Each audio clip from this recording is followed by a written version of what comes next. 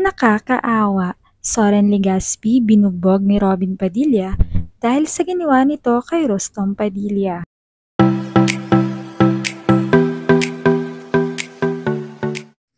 Nananatili pa rin sa trending top list ang kontrobersyal na hidwaan sa pagitan ng mag-asawang Legaspi at Rostom Padilla. Nito nga lamang ay sumaklolo na ang batas sa alitan umano nina Soren at Carmina kabilang si Bibi Gandang Hari. Ibinaba na nga ng piskal ang desisyong hulihin na si Villaruel bilang pagtupad sa kahilingan ni Soren na mabigyang hustisya ang ginawa sa kanya ng asawa.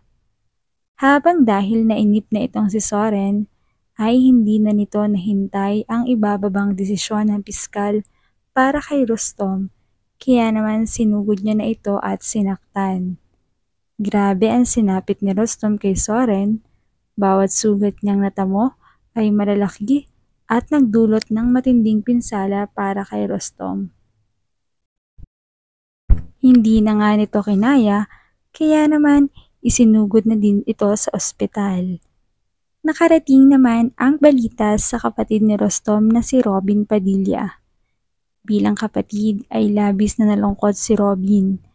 Pero mas lamang ang galit dahil wala raw maaaring makapanakit sa kapatid niyang babae na si Bibi Gandang Hari. Ganito nakatanggap ni Robin si Rostom bilang babae. Dahil sa umano'y galit na nararamdaman ni Robin, ay hindi rin ito napigilan ang sarili at sinugod na rin si Soren at pinagbubugbog. Tumagal ng mahabang minuto ang gulpihan. Dahil nga buong puwersa ang gamit ni Robin, ay nagtamo si Soren ng malalalang sugat at pasa sa mukha at katawan. Halos hindi na ito makatayo at talagang napuruhan ang kanyang mukha at buong katawan. Ayon kay Robin, ay deserve ni Soren ang masaktan dahil sa ginawa sa kanyang kapatid na babae na si Rostom. Aniya, bilang kapatid, ay natural na ipagtanggol ito sa mga mananakit. Samantala, ay lalo pang nag-trending ang isyong ito dahil nadamay na rin nga si Robin at nakialam na sa isyong sana ay pinag-usapan na lamang. Dagdag pa ni Robin, ay wala siyang pinagsisisihan sa ginawa niya kay Soren. Dahil grabe naman talaga ang natamo ni Rostom mula sa mga kamay ng aktor at hindi siya papayag na hindi magbibigyan ng hustisya ang ginawa niya kay Rostom Padilla.